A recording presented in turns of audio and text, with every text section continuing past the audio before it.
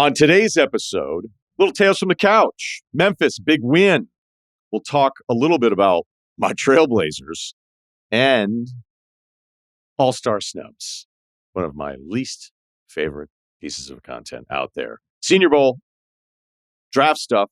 We've got football. McShay is back home, full of information, how the quarterback class is shaking out a bit. Did you just go Abdul Carter? A lot of good stuff from McShay, and we've got life advice from Kyle and Wargon today.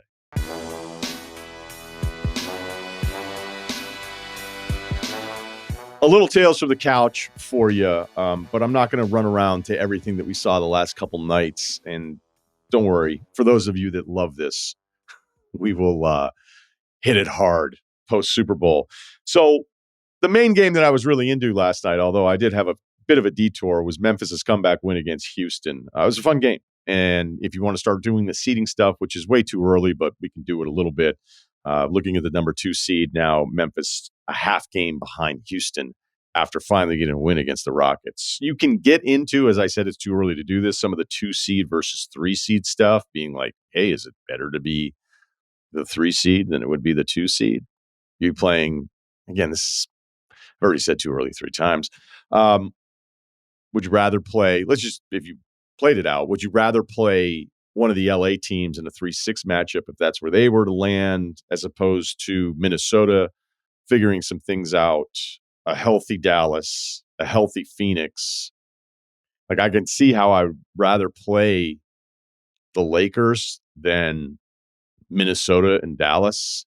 Phoenix is just really tough for me. Even when they were winning, I didn't necessarily like what I was seeing. But then you have this Clippers team that's 27-20. What this group has done, what the front office has done, what Ty Lue has done, and the coaching staff, they deserve more credit than they're getting. And I know I already touched on it a bit on the last episode when I talked about them moving on from Paul George and not wanting to give him that 4th year, which I think about every time I watch Paul George. But Kawhi's back, 9 games in, not a career high.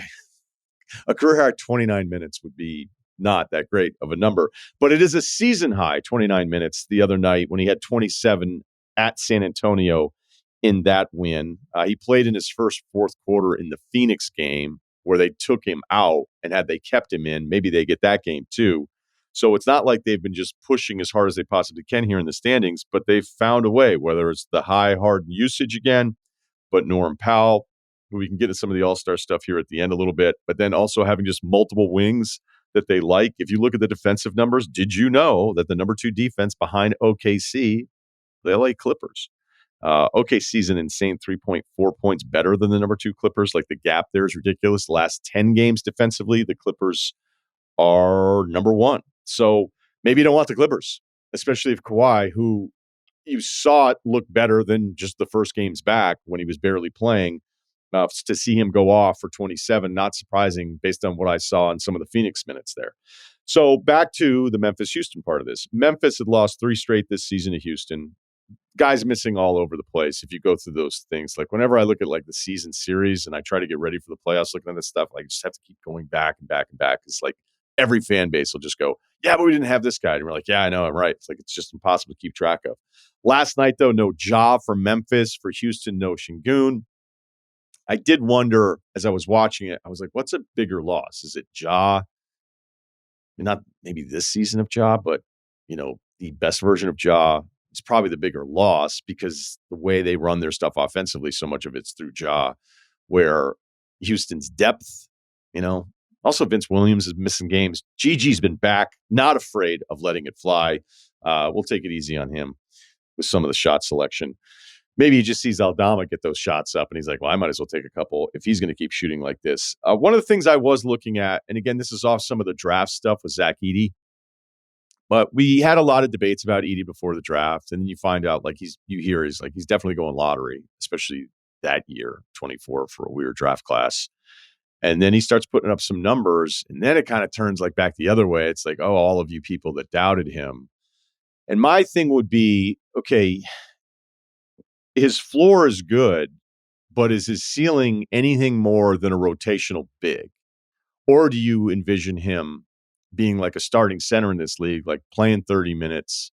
And because of his size and his shooting touch and all that stuff, like it was never about, is Ziti good or bad? It's how do you use him in today's NBA? And against Houston, I don't like it. I think it's a problem. And if they were ever to like face each other in the playoffs, like this is the kind of stuff I think about when I'm watching some of these games, because it was very clear that Houston was like, let's get him in the actions when he's out there. In the 17 minutes that he played last night, I didn't like really any of them. He was a -2, but that's not really what it was, because I went through all of it and kind of looked at like game one, he was a -11, 13 points, 9 boards. Game 2, he was a -4, 4 points, 3 boards. Game 3, he was a +11, 2.7 boards. Last night, he was the only minus of the starters. So everybody else averaged a +9 on plus minus, and he was a -2, which isn't a huge number. And yeah, plus minus can get a little weird throughout all of that. So there's not some egregious collective number on his plus minus against Houston in these matchups. But I can just tell you that it's not like Jenkins wanted to close with him. And I can tell you that also when you're asking Edey to get into the ball screen action and you're bringing him up, it's a lot to ask of him. And this is the part of like the draft evaluation where you go, okay, you're not going to get run into pick and roll like on 90 possessions in the course of a game. But you can see that if Van Vliet's coming off the screen, there's going to be space to dribble up into a pull-up because Edey is trying to play two. And I still think the hardest thing we ask any NBA player to do in this game is the center that has to show on the high ball screen and potentially contest a three against a decent shooter, stay in position to try to stay in front of somebody quick with the ball in their hands, and then also be able to retreat and follow the rolling big that was their original defensive assignment. So as you saw all these possessions playing out, there's just a lot of room if you're coming off of that, keeping the ball and going at Edey because he's trying to backpedal. And as I said, as hard as it is, like that's why prime Rudy Gobert was insane in this. I don't know that there was ever anybody that's played 2 as 1 as well as Rudy has. So you're asking him to do something really hard already, and it's something he'll understand a little bit better positionally, I guess, as he gets more experienced. But the other side of this is that Steven Adams took 9 shots last night because he knew roll hard because Edey's going to be slower to recover back to me. And when the guard knows that, they're going to pass it back to me. Adams had 9 shot attempts last night. That's a season high. The dude averages, I think, 2 shots a game on the season. So just something to think about, and definitely something to think about if they were to face each other in the playoffs. Bane was great. Numbers are down because his shots are down. I think he's down like 4 or 5 shots per game. He's career 41% from 3, so you know that's always there. But what I love from him last night is that when he knew they needed him with Jaren Jaxson in his foul trouble, because that would be the number one option with no Ja last night, of course, offensively, Bane just is smart. He's just smart about this stuff. I think Aldama got a little shot happy. I mean, he takes some really tough shots, even though he is a really skilled offensive player, and Aldama ends up playing center last night defensively in some of those small lineups for Memphis. But Bane just with momentum, coming off some kind of handoff. They don't run a ton of ball screens. The takeoff on Bane's layups, like you think he's in the dunk contest or the less impressive layup contest, which they have not installed into All-Star Week. Jaren Jaxson, my guy, my All-Star starter, 31 minutes last night, got into foul trouble, not a shock, is tied with Sabonis with 154 total fouls on the season, although it makes more sense that Sabonis would have more fouls because he's playing center and just getting destroyed over the course of the games, and he's played way more minutes. Like I thought I had the number here, but like way more minutes than Jaxson has played. So whatever. But Jaxson hit the big floater. You know, Brooks does a good job on like not letting Jaxson get depth. Brooks defensively was doing some really nice stuff. Like some possessions, he's got Jaren Jaxson. Other possessions, he's got Bane coming off the screen. So you want to talk about versatility. But Jaxson in a huge, huge possession, you know, got down, found a way. He even went at Amon Thompson, who a man didn't even look. I said his name twice, 2 different ways. He didn't even look like he wanted to drive on Jaxson, which is pretty rare if you've been watching this Thompson experience the last couple of weeks. But there was a huge bucket there. And then, of course, he hit the free throws after the ridiculous timeout that the ref gave to Memphis when they didn't ask for it, when it looked like Wells was breaking away for the game. Well, the go-ahead layup, which I shouldn't say the game winning, because Houston was going to get a possession again. So we talked fouls there a little bit. Let's talk clutch offense for Houston. These clutch numbers for Houston, you're never going to see this, I don't think. They're number one in clutch wins. They lose last night, but they still have 17 wins. That's the most in the NBA. Despite having the 19th ranked clutch offense. So are they doing it with defense? Well, a little bit. Their point differential, they're 17-10 now in clutch games. Their net rating is a negative 1.2. I think they're like 19th in net rating for clutch games, except they have more wins than everybody else. And so, yes, some of it's defense or whatever. I went through the Van Vliet stuff for it because you have a late turnover. You've got the missed three, the last play down one. You know the rules. Tied, down one, down two. You got to go for down three is when you go for two. No, I'm kidding, but you understand the point that I'm trying to make here is everybody hates 2-pointers when they're down one and the game is tied. There's some Van Vliet stuff here in the clutch minutes that are about as bad as you would think. His shooting splits are 29% from the floor, 25% from three. Clutch shooting numbers just go down basically for kind of everybody because the shots are just harder. Like if you look at Jalen Green, it's not like he's lighting it up at 33 and 27 shooting splits there. But then when you think about Houston and where they're at offensively, because there feels like there's a lot of like these late Van Vliet things and the numbers have been pretty bad with it. If you look at like his offensive rating and the splits on some of the stuff that's happened, he's actually, even though he's undersized, like you think he'd be attacked defensively, his defensive numbers shake out better than his offensive numbers. But are you going to run a play for Şengün at center on a last second shot? Because what they ran is they inbounded it to Amen, and then there was a handoff look and then a fake handoff look essentially for Amen to drive. But Clark actually played him really good on his ball hand. So then Amen had to throw it back to Van Vliet, and then he gets a switch onto Jaren Jaxson, which you're thinking, do you really want that against Defensive Player of the Year? Maybe it's because he had 5 fouls, but he actually got some space in the step back three. It's just still a very, very tough shot. I know when we did the trade value stuff with Bill, I was like, as much as we all love Thompson right now, is he going to be somebody you're just opening up a side for, running ball screen, last second, whatever? He kind of got me on, they just did it with Boston. I would argue it was 4 seconds left. It was an inbound, and they just sort of like make something happen. Will Thompson be somebody that they're going to be doing that stuff for because they don't like the Van Vliet options? I don't know. That's asking a lot in his development 1 year in for playoff games. Although that pull-up mid-range jumper that looks a little clunky because he kicks out his legs, he's doing it more and more, and I love the fact that he's even taken that. But if you're running through these Houston options, you kind of understand why he keeps coming back to Van Vliet so much, unless you just think Jalen Green should run something on the high pick and roll, pick up, drive, try to get the free throw line. That's fine. As much as I love Jabari, you're not doing that with him. So some very weird clutch numbers, 3 possessions there at the end where it didn't work out for him. Now, full transparency, I got a little behind on Houston-Memphis because of my Trailblazers playing on one of the other televisions at my home. Taking on the Magic. I'm not going to worry about the Magic yet. Let's have everybody back and playing together for a little while. But God, their offense is terrible. But the Trailblazers, on the positive side, they've won 6 of 7. By the way, Paolo's been back. Franz is back too, for those that may be not paying a ton of attention here. And there's some nice wins in there in the 6 of 7, because sometimes I'll just look at stuff and be like, is that the schedule or what's going on? They beat Orlando twice. They've got Milwaukee. And everybody there was in that Bucks game recently, just the other night.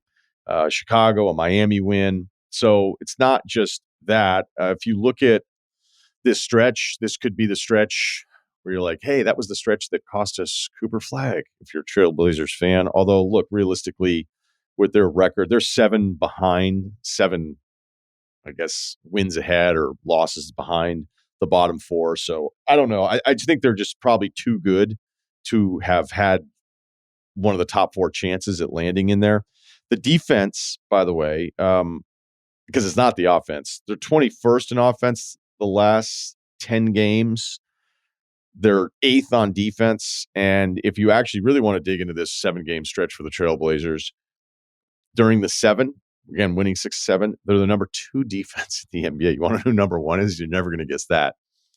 Your Toronto Raptors. But look, it's Avdia playing well. It's Sharp, who I think is their best player, is the best hope for what they could have. Like, again, we're talking about the number one option. So that's a very short list of players that I like having that role. Simmons is a bucket. I'm not an Ayton guy. We already know that. And we can talk Scoot. We all know my history with Scoot, loving him before the draft, and it looking just viciously ugly at times last year. This has been a really nice stretch for him. I don't know if he's going to be like a multiple-time all-star the way I kind of, when I first fell in love with him, the hope that he could be that would be his ceiling. And I understand, like, athletically, it's not just lightning off the dribble stuff. And I don't even like comparing people to Derrick Rose with the ball in the beginning, because it's just, even that was absurd for NBA guys. Nobody should be compared to like Westbrook's first step. I'd say Levine's first step, like prime Levine. So, to ask like, hey, is Scoot going to be in any of those things? Well, no. But he didn't shoot it well. And then you could just tell he was just lost. And even in some games this year where I knew he had better moments and bigger box scores, there were just still possessions where I would watch. I'd go, it just doesn't feel like it's processing. And if that's not happening in combination with not loving the shooting numbers, and that he's probably not going to be a rim finisher against size, like, what am I working with here? Well, what we're working with here is a guy that's way more comfortable in his reads and some of the stuff that he's doing off the ball, which is, again, some of the stuff when I really liked him the first time through the G League. You were like, oh, that's really smart for a guy his age, or he's thinking about pushing the ball up the court, or he's trying to get rid of it here. Like, he had a read to Ayton that was incredible. And then he also had some really nice drives in there too. But I think this is the most important thing on the growth and the hope that Scoot's going to be like a long-term starting point guard, is that, we'll see how this number shakes out the rest of the way. But Tom Haberstroh, part of the broadcast, always good with the numbers. Top pull-up 3-point field goal percentage in January, minimum 30 attempts. Scoot is number one in the NBA, hitting about 52% of those shots. That's an absurd number. He's not going to do that the entire time. And yeah, it's a snapshot of 1 month there, but it's been consistently better for longer stretches, despite there's still plays where I'm like, what did he not see? Is he unsure? And I also think there were stretches last year and into this year where his confidence looked absolutely shot, which is the last thing that I saw from a guy that I was so excited before the draft. So there's a little Trailblazers for you. Okay, last thing, All-Star snubs. I do not like snub content, because I would, and again, this is not going to be super popular with the audience, I would rather a little disappointment in society than absolute contentness. Sorry. When it comes to competitive things, it should be special. It should be like, man, I got left out. Now, it got really weird pretty quickly. Like, Devin Booker, my guy, was going off. Trae Young, never accused of being my guy, tweeted out, now it's just you got trade. Like, that's a little narcissistic. But point guards and quarterbacks can be. We know corners are. Look, winning seemed to be a deciding factor on this, or at least standings. I would say coaches care the most, media cares the second most about winning, and fans care the least. The standings were rewarded in some of the arguments with Şengün over Sabonis. Numbers wise, it's hard to make an argument for Şengün over Sabonis. That's clearly Houston being like, they're not going to have any all-stars. Like, you got to put somebody on them when they're the number 2 seed in the West. So I think that's your story there. Harden over Norman Powell. The counting stats are still better for Harden. If you want to beat up on Harden, I've seen it before and be like, oh, he's below 40% shooting from the floor. Even I wouldn't do that. It's 399. We round up in this game. So, he's at 4. Again, not an awesome number. The usage is up for him. There's some metric stuff that tell you Norm's better. But Norm's played 39 games and Harden's played 44. Kyrie's played 38. Mark Cuban had an interesting tweet. We want to talk about like just being all in on it now. I think he was ripping the All-Star ratings potentially because Kyrie and Luka aren't going to be there. Luka's played 22 games. I mean, I'd love for Luka to be there as like a top 5 guy, but you can't really make that argument when you be leaving off some other guys that have played more games. So we have the Trae Young thing that we touched on. What was Cuban's tweet here? Because it was pretty aggressive. Those TV ratings for the All-Star are going to be crazy. LOL. NBA gonna NBA. Just insane. Luka and Kai aren't going. I would hear a Kyrie argument for it. I would. And if you want to talk about standings, I mean, I think they were a game behind the Clippers in the Western standings when the announcements were made. Is a game and a half behind today. Is it really because Harden's played 44 games and Kyrie's played 38? Now people are like, what the hell is Russillo going to do with a Kyrie Harden off here? I would give the nod to Kyrie. I don't think the standings are enough there. Luka, tougher. 22 games, crowded field. Probably not going to happen. Trey, Hero, whatever.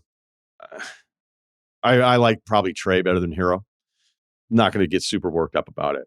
Here's what is not a snub. LaMelo Ball. You're like, oh, he's just warming up. These are his warm-up. This is his bullpen session. LaMelo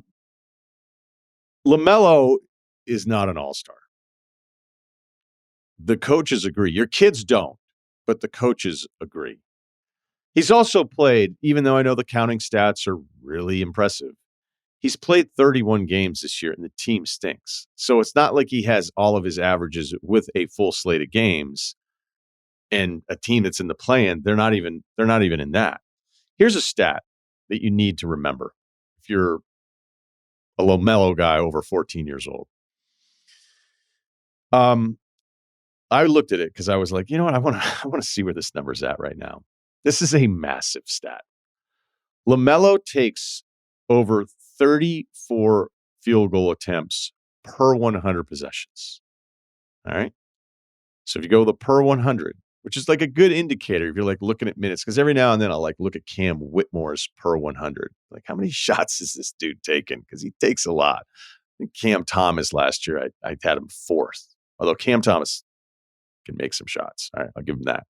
I wouldn't be that stupid to deny the ability, but it's kind of like, all right, that's a lot of shots. You know how many shots 34.3 is? I had to go all the way back to Kobe Bryant in 2006. The Kobe Bryant 2006 season where he took 35 shots per 100 possessions. So that's LaMelo has the highest field goal attempts per 100 since Kobe Bryant in 2006. And it was fucking Kobe Bryant. Okay? Are you sensing a theme here with LaMelo's game? And I know some of you don't want to hear me talk about him because I didn't think he was going to be even this good for the draft. He's incredibly talented. He's big. His start again is incredible. His vision, the passing. And he's kind of like, what do you think the coaches would actually tell you? Like, yeah, this is awesome. It's awesome. I love it. I love having this guy have the ball in his hands this much and shooting all the time. He's not even healthy right now. I'm not even going to, I don't want to knock him there. But like, if you've gone through puberty and you're pissed that LaMelo was snubbed for the All-Star team, I don't know what to do.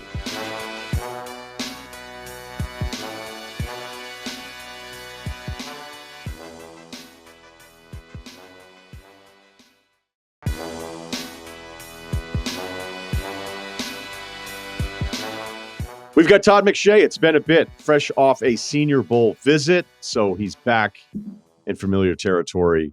Let's get into it, man. It's good to see you. Scrambling this morning, man. Flight landed at like 1:30. Bags, then got home at like 2:30, unwound 3:30. My camera wasn't working. I'm clicking on the wrong link, but I'm happy to be here. I feel like I'm finally settled down. How you doing, bud?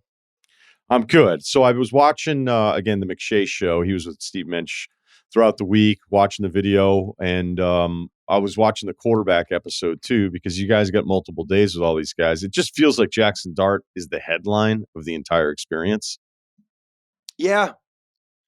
It's weird, right? Because coming in, he's absolutely the headline. And the more people you talk to in the league, it's like, remember last year we had the conversation, it's like Caleb Williams is number one, then who's two? Is it Drake May? Is it Jaden Daniels? And I'll give you credit, too, because like the closer we got to it, you were basically saying, like, I don't know if there's really that much of a gap, if not You like Jaden as much as I think you like Caleb, Yeah, even though it's just kind of like defaulting to, well, Caleb probably go number one. Everybody's been talking about him for a couple of years. But as that was building towards the draft, I remember you, and again, maybe our conversations off the air where you were like, it might be a toss-up, and I actually might like Jaden better. So there you go. And to that point, this year, I'm not saying that people were like Jaxson Dart is better than Shedeur Sanders or even Cam Ward, but I'm saying the conversations in the league sometimes are different than the conversations you see in social media and in the media in general. And I took time before the Senior Bowl and watched a couple more tapes of Jaxson Dart. And I'll be totally honest, like early in his career, I thought maybe, that I don't want to say that system, but the way they ran the football and the fact that it was so run heavy and some of the throws were kind of lined up in vertical shots from Lane Kiffin in that offensive system. I didn't write him off, but I didn't know that he was ever going to progress to where he progressed this season. And so we'll get a lot more into Jaxson Dart as we continue to get closer. But going into the Senior Bowl and starting to talk to people and then on the field and practice field and talking to different general managers and scouts and stuff, I think there's a healthy debate in terms of the quarterbacks this year. I think majority right now would say Cam Ward over Shedeur, but that doesn't mean, it's probably closer to a 65% majority. And a percentage of that would be Shedeur. Haven't talked to anyone who thinks Jaxson Dart's QB1, but the conversations I was having is that there are some teams that think the conversation between Shedeur Sanders and Jaxson Dart is a lot closer than people might think. Okay. So with that as the backdrop, you're coming in and it's like Jaxson Dart and Jalen Milroe's there. And can Jalen have a big week? And we know how talented he is, but the accuracy issues and some of the struggles we saw this season, what are we going to see there? So while Jaxson Dart clearly is the best and was the best quarterback throughout the week, it wasn't like he set the world on fire, and it wasn't anything that Jaxson Dart did.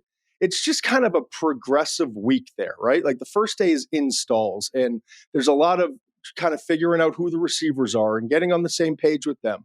There's throwing an NFL football. There's understanding the verbiage, getting everyone lined up. Like there's just so much swimming through all the quarterbacks' heads. And it's not as physical a practice and not as many like live game type reps. Second day is much more physical. Second day, you've kind of started to figure things out. And you saw Jaxson Dart make a kind of a nice big step the second day. And the third day, I thought he was really good as well. But it was a lot of, installs, red zone area, confined area throws. So it wasn't like during the week you walked away and were like, holy shit, Jaxson Dart blew me away, right? But it also wasn't set up that way, if that makes sense. I just think when you watch Dart, everything's good to really good. He doesn't have Josh Allen's arm, but he's got a really good arm. Doesn't have a Lamar Jackson or Josh Allen's mobility, but he's really mobile. He doesn't have the elite accuracy, but it's really good. And then you couple that with his experience and his improvement and the things I'm seeing on tape in terms of setting protections, reading coverages, throwing on time. I like him a lot more than I thought I ever would like Jaxson Dart. Let's just leave it at that right now. And I thought he had a really good week. And I'm excited to see him in the game. And then I'm excited to talk to people in the league about his process, where he is on the board, the interviews, and just kind of how teams are getting to know him more. I think he's got a chance to climb up. I'll be surprised if he's not at least the third quarterback taken. I think there's a really good chance Jaxson Dart winds up in the first round. Yeah, see, that's where I wanted to go with this, and it worked out perfectly because when I think about the class for this year, it's underwhelming. Mm-hmm. And then it's like, is Jaxson the guy that's the best of all the other options? Is it that he's improved? And there's a lot that I like about him. Like all of us can point to a couple games, the Florida interceptions, his management at the end of the Kentucky game's a disaster. But I know he's tough as shit. And I never watched him thinking like, oh, there's some real limitations on what his throws can be. So I've liked him. I remember the first time I watched him at SC, I was like, this guy is like afraid of nothing. I'm afraid he's going to, I was afraid he was going to get like both his legs broken at some point because I was like, this dude is like so aggressive. It's almost dangerous, but he's filled out, I think, quite a bit. I think body type wise, not to go like baseball hips and ass stuff, but like that stuff's really important, Yeah, it right? is. Jimmy Touchdown. Never forget walking behind Jimmy Touchdown at Santa Monica one time. And I was like, small hips, man. I Anyway, love you as my measurables guy. Body types. I've tried to get better. Mark Dominic loved that story so much. He was like, that's it. Never stop scouting. Yep. Never stop scouting, right? Never. And I was like, never. I was like, we were leaving. We were both around. We didn't talk to each other, but I just remember walking behind Jimmy Clausen going, man, those are some thin hips. Anyway, maybe it doesn't mean anything. Maybe he just was, was born at the wrong time. So if you go through the guys, Beck, disappointment, right? Now he's somewhere else. We'll get to Milroe. You were staying, but, in the mix, Wigman, A&M. Now he's going to be gone. Like you had all Nussmeier decides to stay. You had all of these guys potentially like who could be the first round group, and you're missing like 75% of them. Yeah. Because they were so disappointing. They're at another school. And they were like, and I'm coming back. Nussmeier to me is not in the disappointment group of all those guys. So like, is Jaxson, is he just better than everybody else? Or is he just better than all of these other projected options, which I think is a big part, as much as I like him with a limitation on that. I think that probably has as much to do with it as it does the evaluation, just the options alone. It absolutely could play a part in all of this. There's no question. And as a personnel staff, you've got to guard against that, right? Because what happens is you live in this bubble, and now, okay, what's the class? And you condense this class as you just detailed. And then from that point, you start comparing and contrasting. And you put on one tape from Shedeur, you put on a tape from Cam, you put on a tape from Jaxson, but you're not putting on a tape of, and a lot of good organizations will do this, but you're not putting on a tape of Jaden or Caleb at USC or Drake May. And so I think everyone agrees in the league, the jumping off point is at minimum 4 from last year's class. And most people, if you go back and evaluate, I think that JJ McCarthy rated ahead of any of these guys. And some had Michael Penix rated higher, and some had Bo Nix rated higher. So I think you're talking about like 4th or 5th quarterback when you get to where this year's top quarterback would have fallen into the ranks last year in 2024's draft class. So yeah, it will absolutely factor in, and it certainly will help Jaxson Dart in terms of what number overall he's drafted. But at the end of the day, you got to figure out, can this guy be our starting quarterback? And if the answer is we really believe he can be, he's going to be a first-round pick. Okay. The other guys that I know Milroe got off to a rough start. It sounds like you started to like him more towards the end of the week. I don't want to say I liked him more. Quite honestly, quite honestly, it's kind of what you expected, but you were hoping for better. He's just not there yet as a passer. Everything's a fastball. I think he was like 7 or 8 in a row he missed on the second day of practice, I want to say. Then missing by sizable like margins, and not, and just you're watching all these other quarterbacks, and he's making the easy throws look hard. Okay, he's just not naturally accurate at this point. He's not. He doesn't have that touch. The weird part, man, and I know not everyone's, but like when he goes like this, when he's going to throw the vertical, he's got the best touch and trajectory and the smoothest like release and the way the ball drops in the bucket. It's beautiful. Okay. And then you get the mobility aspect of his game, which is sensational. But that gets the interesting part of the Senior Bowl, right? Is like, okay, mobility, we're going to kind of put that aside for 3 days. We're going to bring every scout and GM and coach in the league and sit them down in the stands or up in the press box. And now we're just going to focus on you as a pocket passer, essentially, right? Decisions, timing, accuracy, all of it. And that's the weakness of his game. But it also was the weakness of Lamar's game. And Josh Allen was inaccurate. And Jalen Hurts was inaccurate. So the league has changed, and for the better, in that quarterbacks with mobility can buy themselves time early in their career to answer some of the questions they're not ready to answer, to need to make some of the throws that eventually they'll have to make, and that Lamar now makes and has been making for a few years, and that Josh in a couple of years with great accuracy started to make, and the same with Jalen Hurts to a certain degree. So it's not like, oh, you had a terrible 2 days of practice, I'm writing off Jalen Milroe because the tape wasn't good and the Senior Bowl sucked, right? I'm not doing that. But I think what we got to all see live, like on the field or in the stands, is that it's going to be a real project. It's not just like, yeah, he's close, and, oh, I saw some things that I didn't see on tape. It's going to be a real project. And yeah, he threw with a little bit better touch. I thought he kind of settled down the third day of practice, and he did get better. And I think he's going to play well in the game, because now the biggest asset that he brings to quarterback, it will be back in play in the game. So I think he'll have a really good Saturday in front of a home crowd there in Mobile, Alabama, and all of those things. But I think it kind of cemented the fact that, yeah, the project is a big one. We saw it on tape, and it absolutely is there. No way he'll be a first rounder. No. I mean, Tim Tebow, there was no way he was going to be a first rounder. It only takes one team. I know it's the cliche, but it's like when you live it and you get burned by it or shocked by it, or however you want to phrase it, several times in your career evaluating players, you come to understand that it's absolutely true. And so if one team sees it and is like, we're going to bet on it, we're going to develop it, we got a veteran, we got a year or two, maybe it could happen. But I have not talked to anyone in the league, and I don't see first round. And I see a day 2 developmental project that you take a chance on.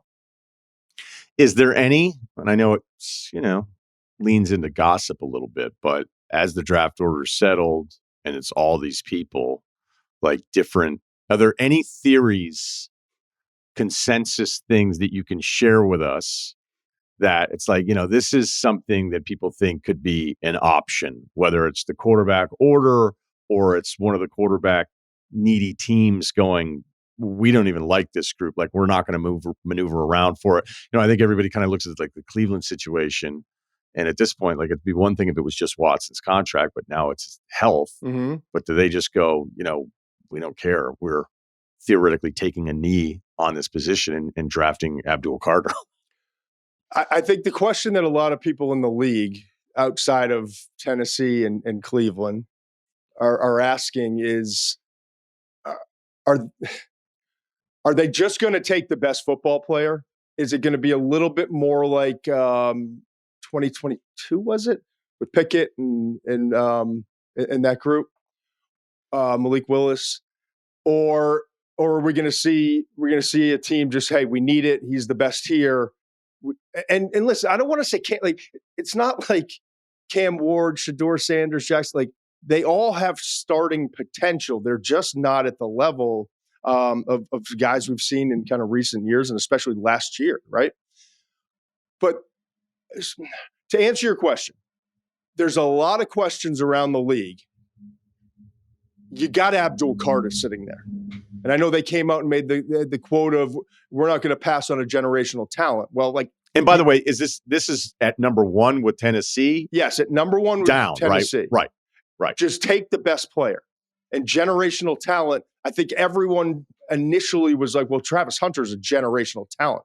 We've never seen someone who legitimately could play both sides. It will have to be limited at wide receiver comparatively if you were just drafting him as a wide receiver. But he's got a chance to be a significant playmaker on both sides of the ball. That's generational. Even Dion, for all like the excitement, the punt returning, the offensive plays, and like certain situations, I think he only had like 60-something catches. Like Champ Bailey didn't have, Charles Woodson, like those guys only had fewer than 10 catches their entire career. So that's a generational talent. But I also think it was, hey, come up and get it, because we'd like to move back down and package picks because we got a lot of work to do.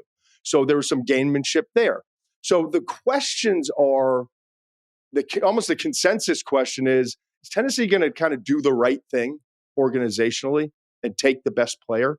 And you look at the organizations that have built, they build in the trenches, and then they find their quarterback at the right spot and they go take him when they've built their roster.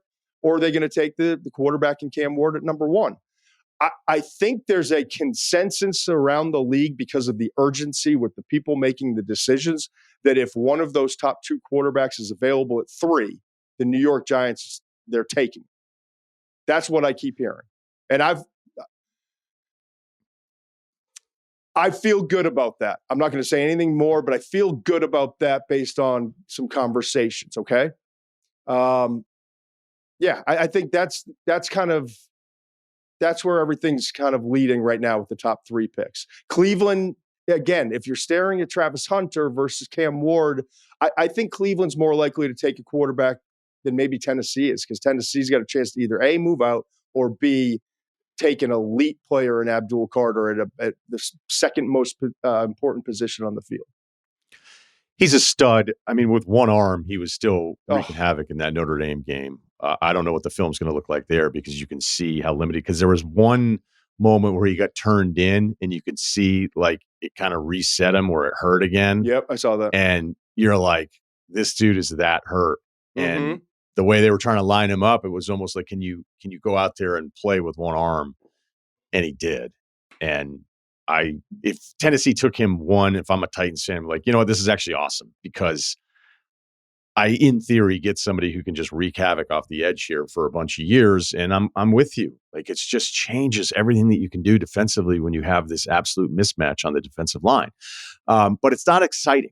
No, right? I get it. It is, other teams have told me, and I remember just the simplicity of it. I was like, what do you do? What do you do? And they go, you just keep drafting him. You just keep drafting him over and over again, because like, what other option do you have? And if you have these higher picks, you just have to take those guys. And I was like, God, that's going to be so frustrating when you know that there's probably teams staring at Cam Ward or Shedeur going, you know what? We actually don't like our grade. You know, we don't like where we have him ranked in this class. Like, he might be the 28th best player in this entire draft. And we're just going to do this because we need it. But then it kind of gets back to your other point, is that should you, when you're a bad football team, go, let's build out the rest. So if we're taking what's kind of like a B graded quarterback this high, then we're putting him into a situation where we feel like it's even worse. And here's the hardest part. Ruin our own resource.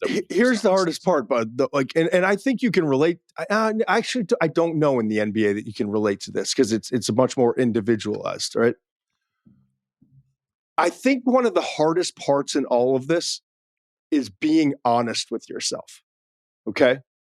Like, truly being, because you're a general manager, you're an owner, because owners don't fool yourself. This decision is absolutely depending on the place, but there's an element of ownership, an ownership driven, especially when it comes to quarterback stuff. That's what I'm saying. Totally. Right. So do you have the people?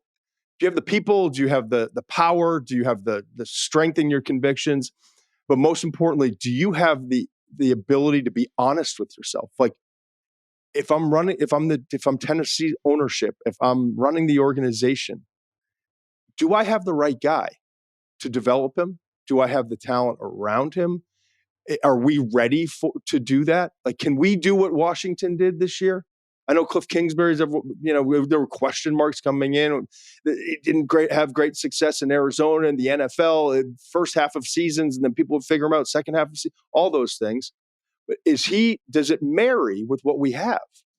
You know what I mean? Like, that's a hard thing to do, because everyone's got the answers.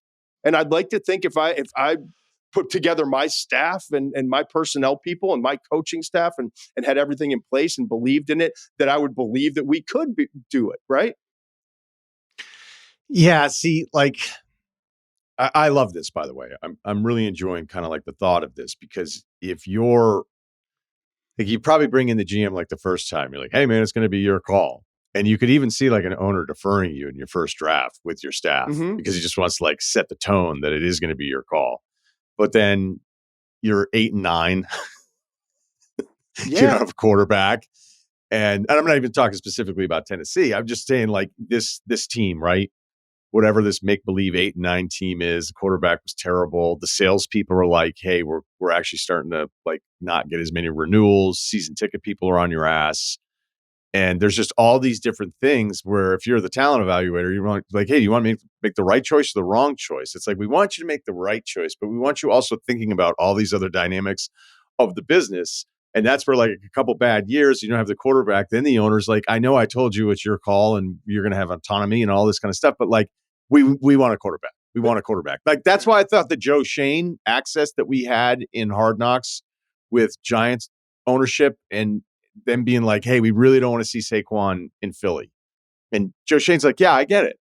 But the reason I liked what Joe did in the access that we had of that was like, sure, it'll be embarrassing. And by the way, Saquon was an absolute stud and might win a Super Bowl. And, was unbelievable this year. Like, everything that you could have feared as a Giants member of ownership, personnel, all that stuff. Like, oh man, but Joe Shane was right. He's like, why do we need him? What are we doing with him? Why are we spending all that money at that position where we're probably not even going to be any good anyway? We're giving like Daniel Jones a gap year on all this stuff. Our offensive, like, sure, fine, it'll all be embarrassing, but none of it actually fucking matters. None of it matters. And that's a really hard thing to be able to do, even though it's supposed to be your job to tell the person that owns the team, hey, this is what we need to do. And that's why, like, at the top, you just see an owner being like, I don't care what your grade is. We need a quarterback. Well, yeah.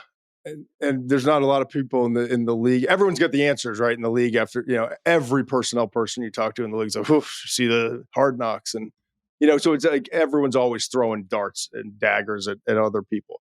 But back to our discussion, though, here's the other human element of it. Like, all right, I got a GM job. I'm here. I've arrived. I don't know the years on the contract, 5, 6 years, whatever it is. Well, yeah. I mean, the first time guy, no way it's that long, right? Well, Joe Douglas was 6 years.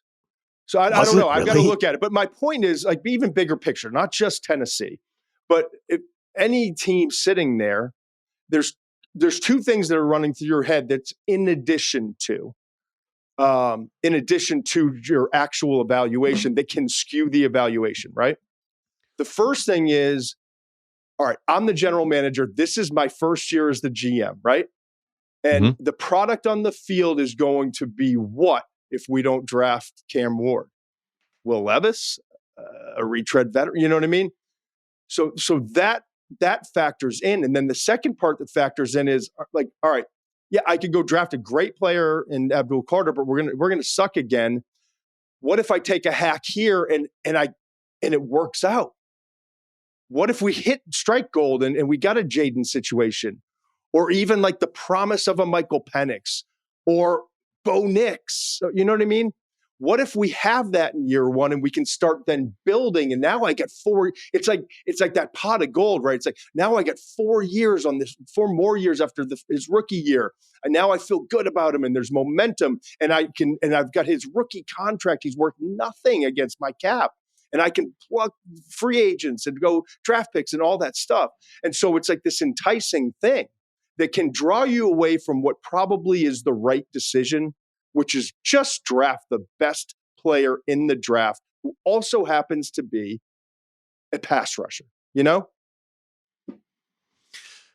Yeah, I'm leaning that way because it feels like the default of, well, they need a quarterback. They have to go ahead and take one. And maybe it'd be different if Carter wasn't so impressive to me all season long. Would you take Carter over Hunter in a vacuum?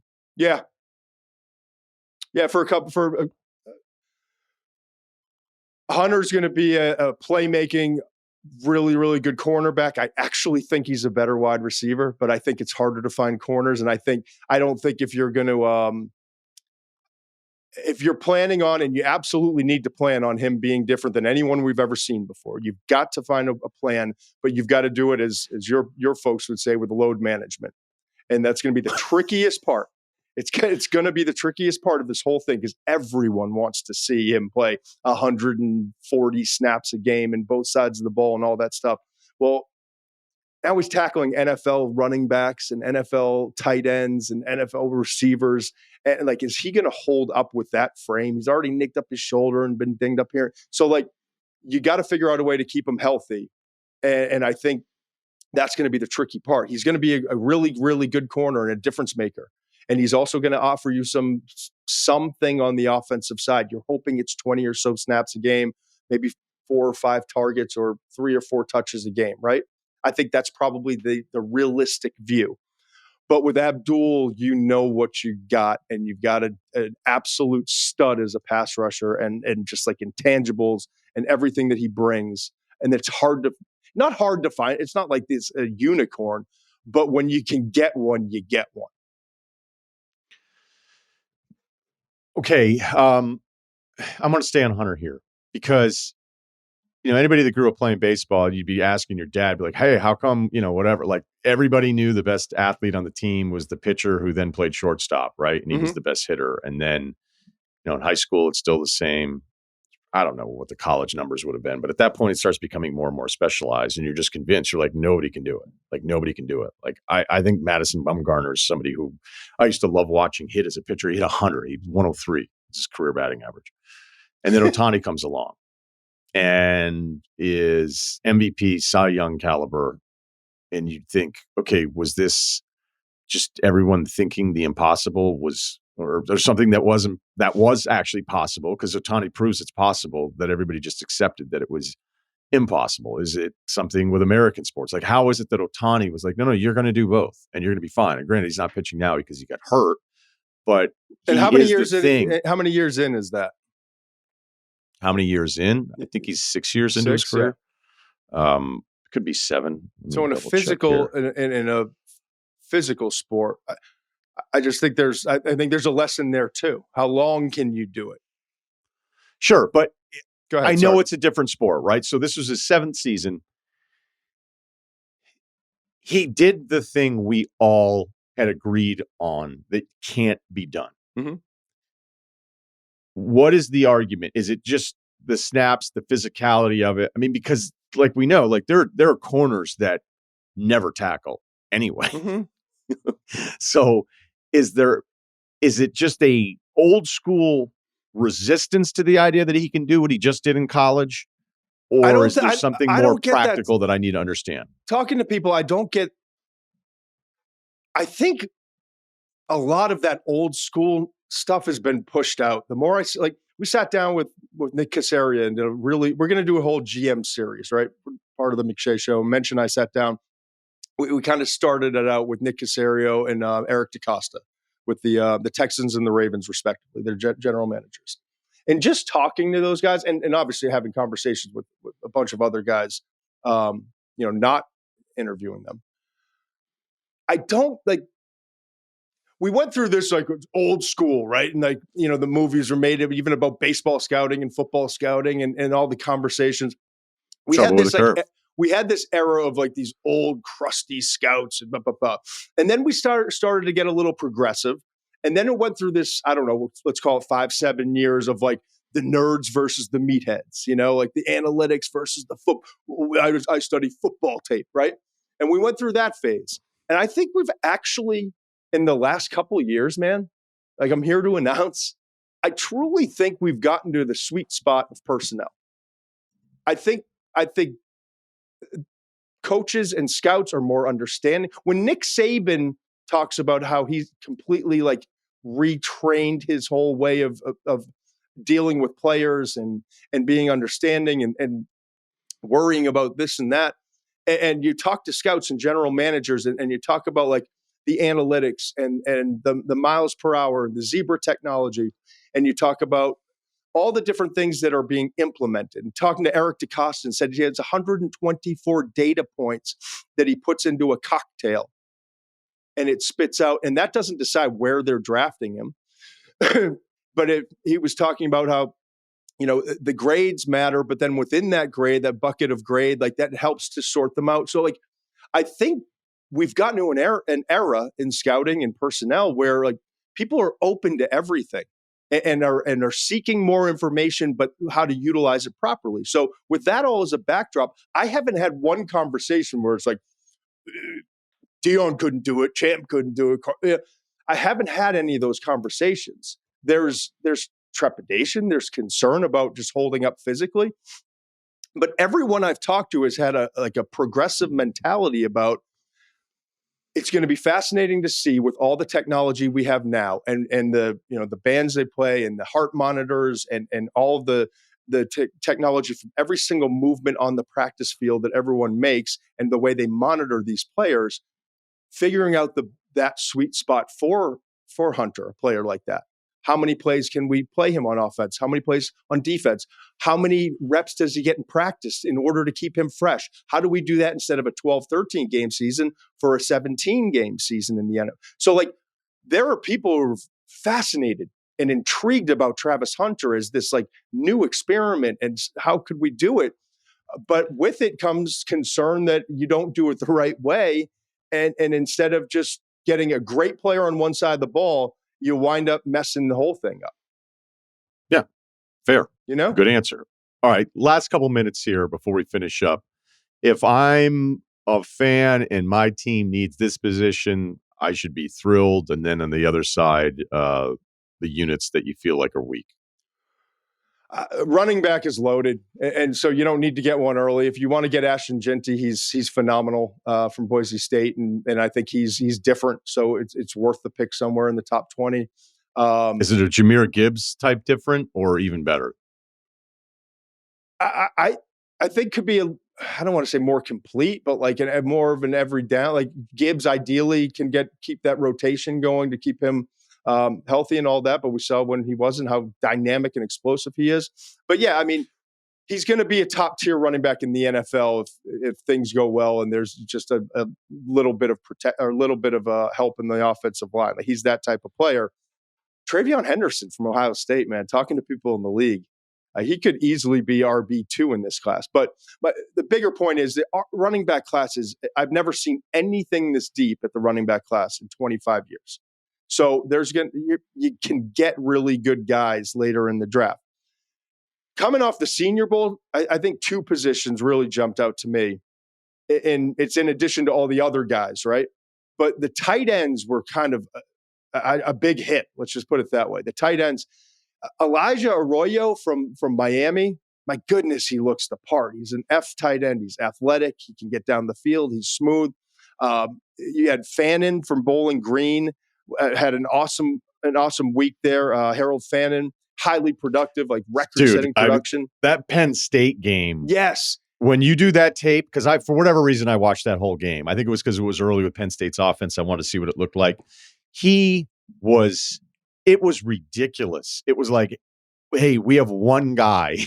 Right. Can you find a way to keep us in this game? And it's funny because I talked to a personnel director who was like, every time, like when you get a guy like that, a smaller school guy, they've got to dominate the big games and all the great ones when you go back. And he went through a list of all these smaller school guys and like specifically the recall was awesome of like that game or two games against the big programs. And that's exactly what he pointed to as Penn State. But beyond that, like Terrence Ferguson is so consistent, the Oregon tight end, catches everything, just gets open, makes it look easy. And Mason Taylor, I talked to two different personnel guys who were like, he's just an absolute dude.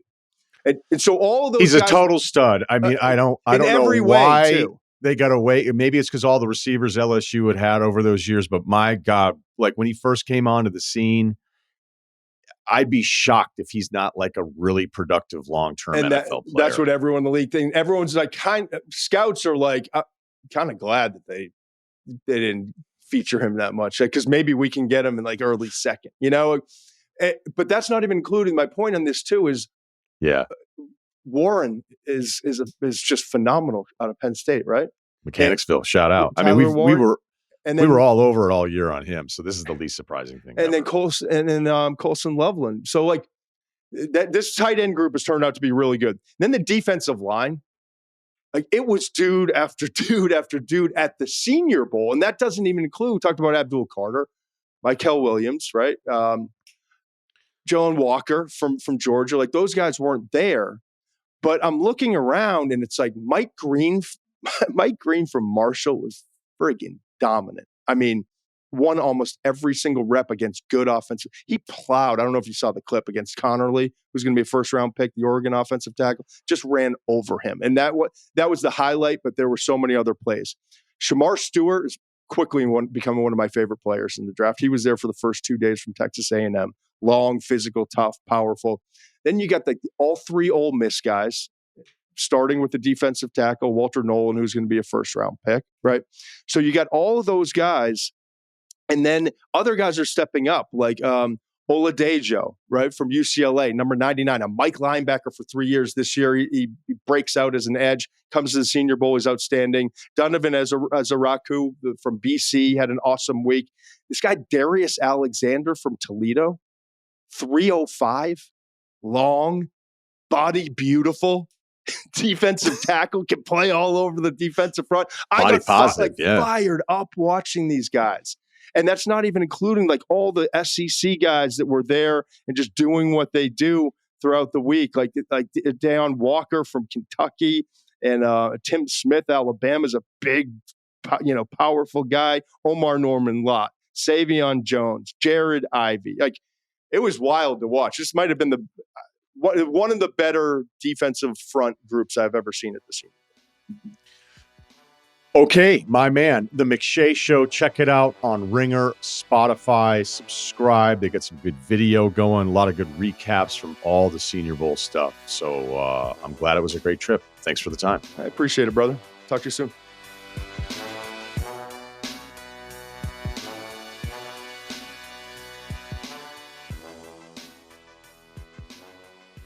You want details? Fine.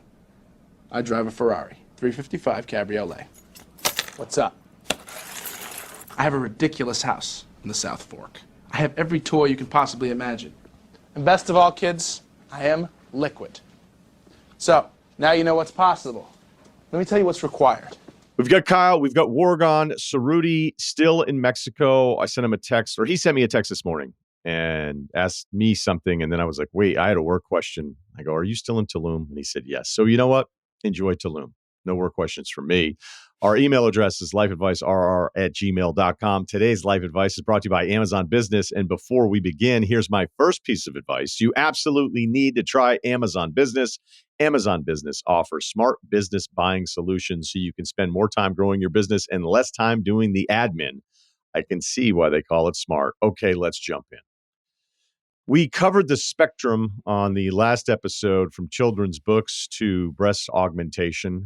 We've had a lot of feedback on this. I had a good book recommendation, so I'd be interested to see what you've uncovered. Yeah, well, there was one. Well, there was a lot of people that alerted me to something that I didn't know about certain children's books, that they become like part of public domain, so you don't need the copyright part of it. Somebody was like, hey, you fucking idiots, do better. I'm like, how are you this mad about not knowing a copyright rule with children's books? But you know, people can get really upset sometimes. It's weird. Like Mickey Mouse became that way, and now people are making like horror movies with the old timey Mickey Mouse and like Winnie the Pooh. It's just like 100 years old, and you can just pervert it any way you want. No more it sounds rules. like So, if some terms 100, and then somebody's going to do something weird with it. So I guess that applies to children's books too. We had a lot of people saying you can read my children's books. I just don't know that it's that easy to go ahead and do that without something being signed. People pitching me their books that have nothing to do with children. Actually, one book pitch we are going to give, because I've seen this one before. Michael Meyer wrote this Ben Franklin book called Ben Franklin's Last Bet. He said 6'2", 190, marathon runner, trading for Edinburgh, Scotland in May. Player comp Malik Sealy. That's why I read it. Shout out to Malik Sealy. Ryan, you have my permission to read my book, Benjamin Franklin's Last Bet, HarperCollins. Introduce kids to Franklin's love of Boston and Philly and hatred of lawyers taking over the federal government. His last will and testament is still paying young people to learn trades today. I hold the copyright and can help choose a section that will put even toddlers wearing worsted hose and a tricorner to sleep. That would be boring to a kid. Great pitch. But I'm excited about it. That's a great pitch, sir. So I've seen that book in stores. I think it did really well. So let's figure we give him this. I mean, look, once he said Malik Sealy, he was in. Some guys sent us pictures of their wives. You guys are getting way too comfortable. But, there's just not a lot we can do with that. We don't have video yet. And we would never do that if we ever get the pictures. All right. Speaking of pictures, let's just perfectly segue into this. What is the correct way to respond to a nude? Here we go. 6'3", 188. Between a bachelor party and a full week of greedy eating after it doesn't feel right, down to 185. Super specific. Thanks. Gym stats, 245. Bench, 345. Squat, God, I read that weird. Don't deadlift because, frankly, I hate it and I don't want to. NBA comp Danilo Gallinari can beat you with a drive and pull up from mid-range, but ultimately not as good as you think I would be. Context, I'm 30. She's 32. This is the first nude she had sent me in our pretty short relationship, and she wasn't incredibly upset. I actually told her today I was going to write you guys in and ask for your opinion. On to the story. After a particular bad day at work earlier this week, I was texting my girlfriend how frustrated I was and sent her the I'm dead inside Michael Scott gif right before heading into my first workout post-bachelor trip. Trip was 3 days of clubs, tequila, 6 a.m. bedtimes in a tropical city. As you can imagine, after how old was the guy again? 30? 30? Yeah. 30. Yeah. I mean, at that point, 30, it's going to hurt. As you can imagine, after suffering through a 2-day hangover workout and almost passing out in the sauna, I was running on fumes as I walked home. As I checked my phone, I see my girlfriend sent me a super sexy, if she's listening, nude photo while I was at the gym. The conversation is below. Her, nude. I hope this makes you feel a little less dead inside. Me, haha. That does very much help. Thank you. Oh, there's a kissy face emoji in there. Okay, that helps. Helps A lot, actually. I appreciate you wanting to help and successfully doing so, but enough about me. How are you? That was your response? What are you, the accountant? Right. I appreciate you wanting to help. Yeah, this is just very formal, man. Yeah. I will add this relationship is very new, 3 months, which might weigh in on your advice. A couple texts later, she mentioned my lack of enthusiasm and she publicly wasn't going to. Oh, and that publicly would be a different. She said she probably wasn't going to do that again. I was pretty surprised at her reaction as I figured my responses were respectful and it showed appreciation. I thought back to 2 years ago when I was dating my buddy's girlfriend. Oh, buddy's girlfriend's friend. Jesus. That helps. You don't deserve any nudes. Yeah, there's I've had like 3 in here. I thought the Danilo sentence was weird. I was dating my buddy's girlfriend's friend, and he mentioned her being weirded out after I replied to a nude she had sent me with, you guessed it, thank you. I texted him about it, and he was flabbergasted that I respond with thank you once again. Granted, I guess I should learn from my mistakes, but now I'm wondering, what is the correct response to a nude? Was I not horny enough? Is this obvious? And am I just a moron? Would love to hear your thoughts on my response. How if you would have responded differently. Love the pod. Been listening since Southwest canceled everyone's flights back home in 20 and 22. And my boys and I listen to Life Advice for 6 straight hours in a rental car. I've attached the nude below in case that helps.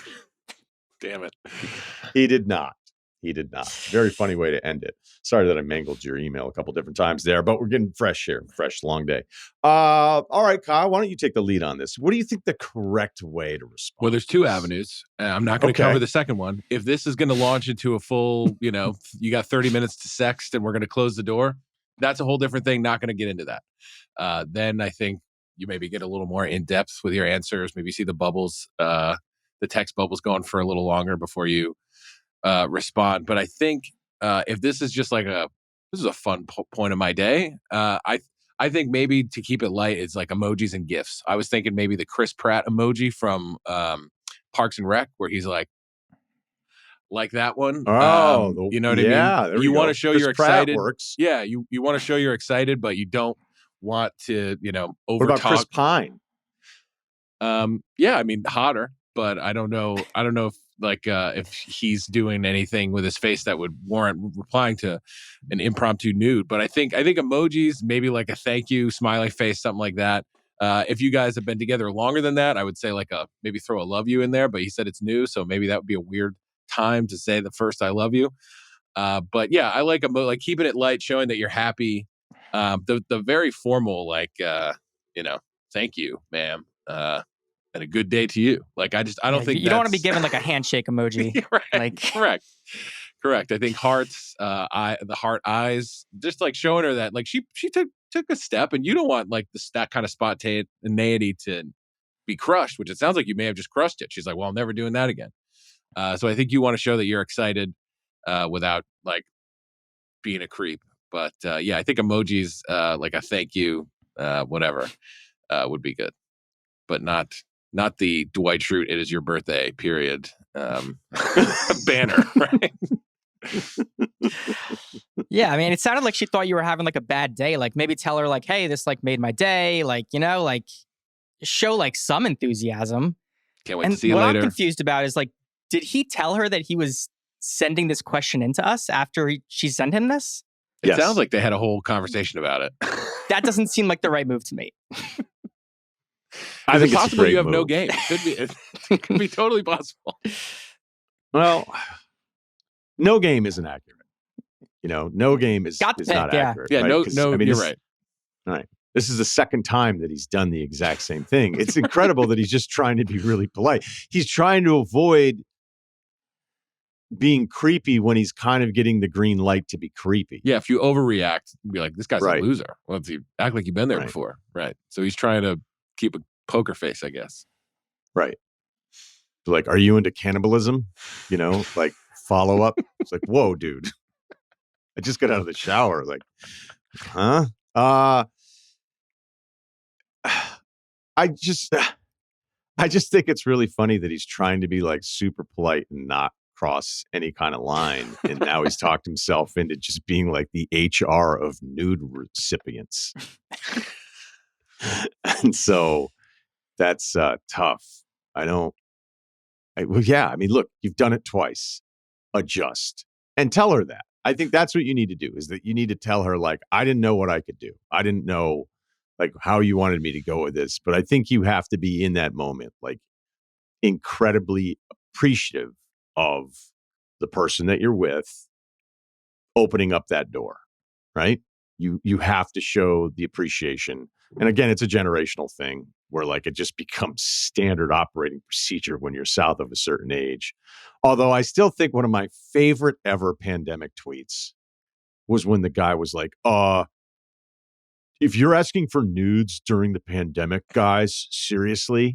And it was like the ultimate pandering tweet. I don't even know who did it, but it was just like, of all the things that people were worried about, it was like, this guy's like, you know what I'm going to do?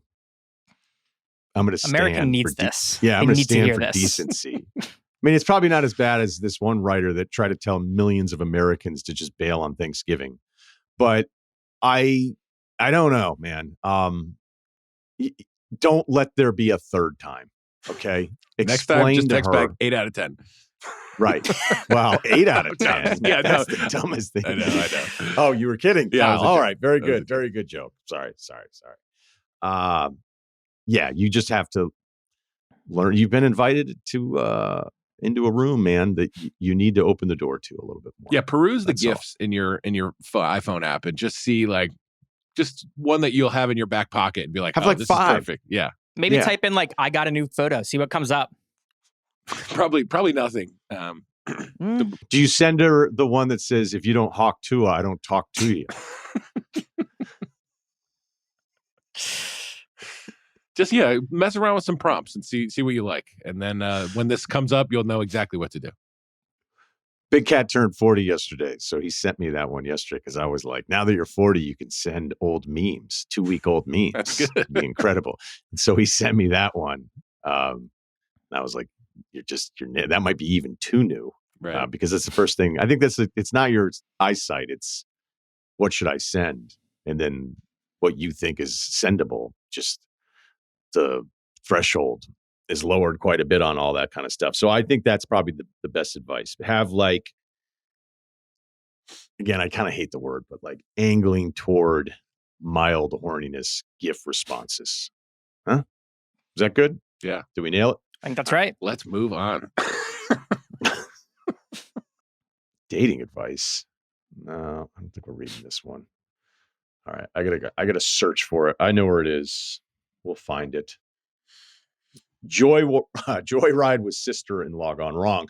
Love the pod. 6'2", 240 player comp. Big Baby Davis. Board man gets paid mentality. And I am known to set some mean ass screens. Big Baby had some footwork though too, man. Nasty footwork. I have a little bit of a dilemma on my hands. My fiance and I get invited to her brother's birthday party at their home over the weekend.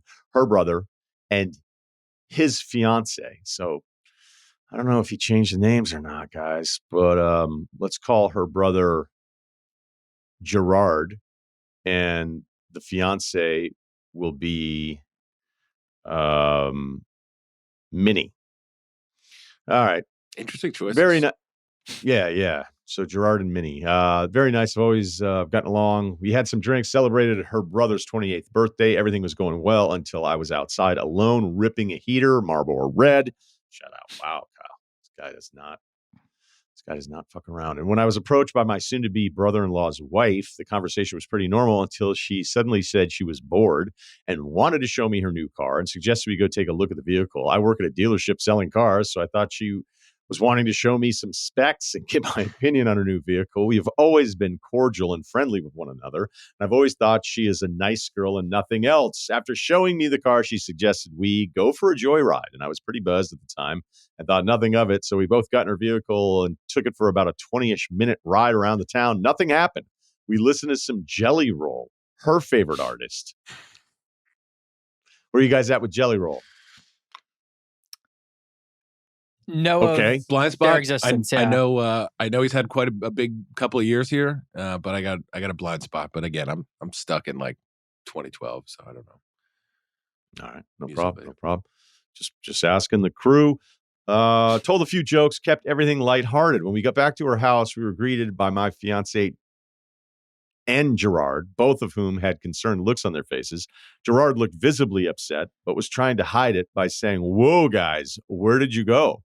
In a somewhat joking tone. Before I could respond, my fiance also chimed in and said, "You guys were gone for a while," in a very serious and concerned voice.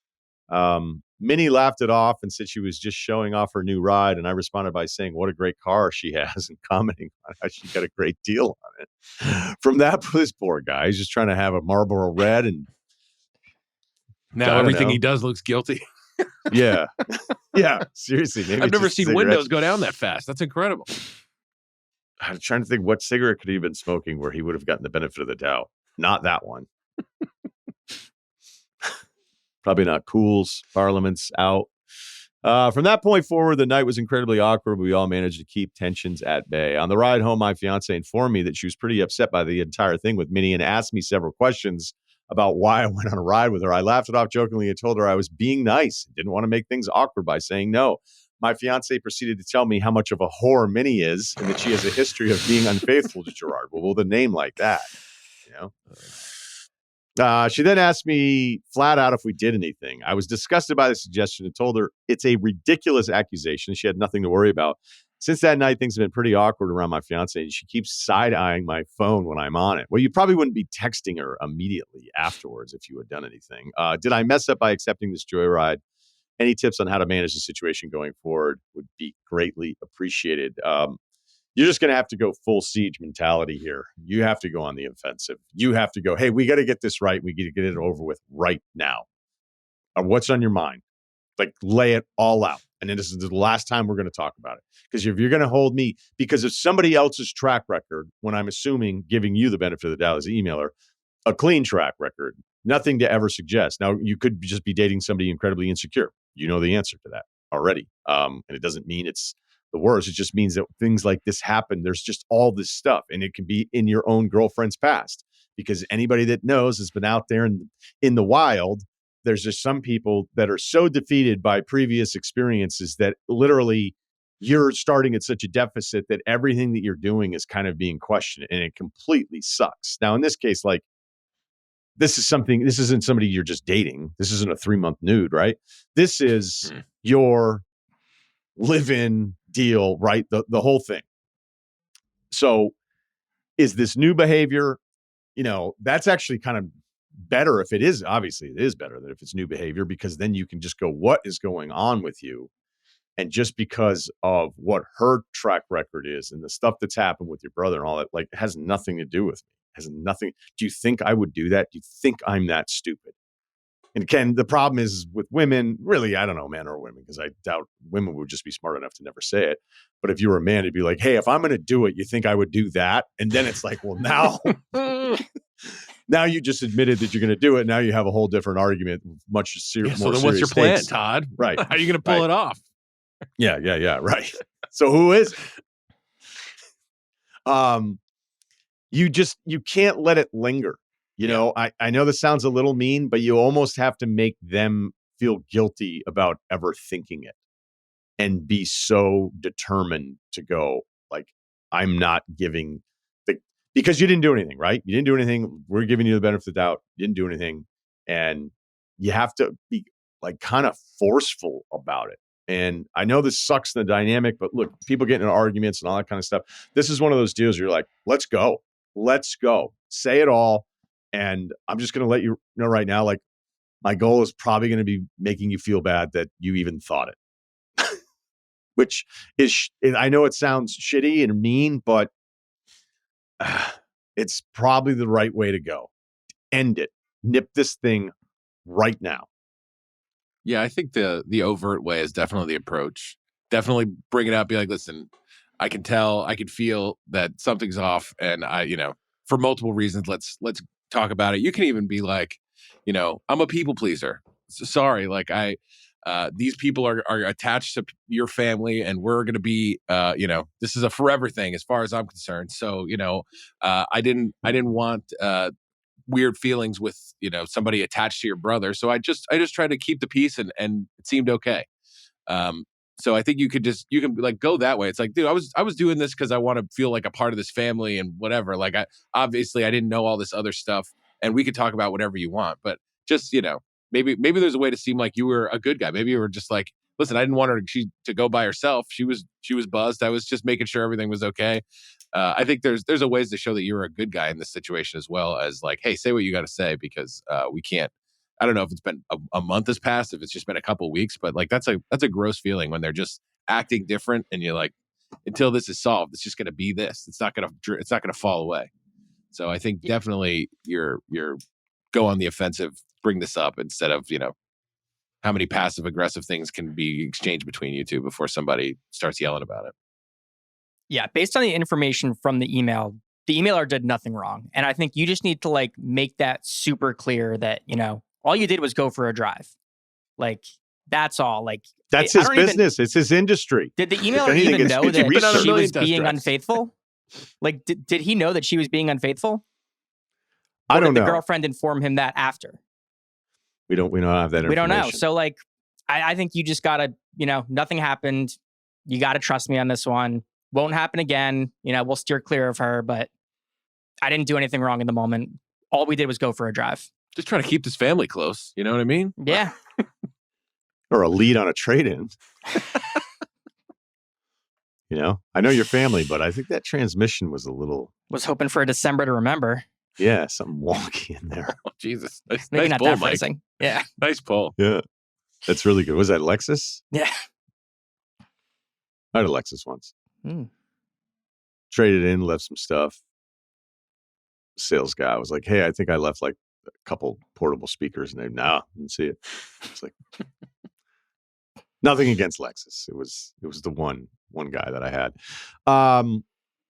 I think what you probably want to avoid, though, based on the history thing, and you're right, Wargon, to be like, how much did he know? It may win the argument, but it's just like, if you're arguing and you're like, it's not my fault, your brother's wife's a whore, is going to be, that's pretty harsh. So we're just advising you to not say that.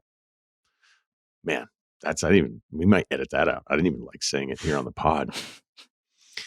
Okay. I think that'll do it. I'm sure Amazon's going to love that pivot.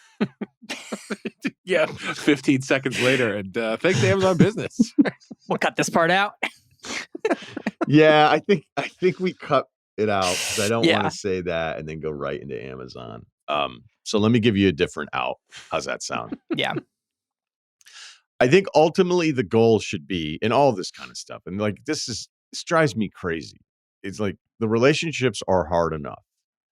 Somebody else's history and the dynamic of their thing, whether it's your brother's insecurity or her track record, and then your influence of all of that somehow I'm the bad guy out of all the characters. That's what you need to avoid. You need to figure out a way to avoid that. Speaking of getting business done, today's life advice was brought to you by Amazon Business, the ultimate time-saving tool for business buyers. Visit business.amazon.com to learn more. Thanks to Kyle. Thanks to Wargon. Ceruti back next week. Make sure you check out our YouTube page. and subscribe to that, as well as 3 days next week. So normal schedule next week, trade deadline. So a lot going on. Ryen Russillo podcast, Ringer, Spotify.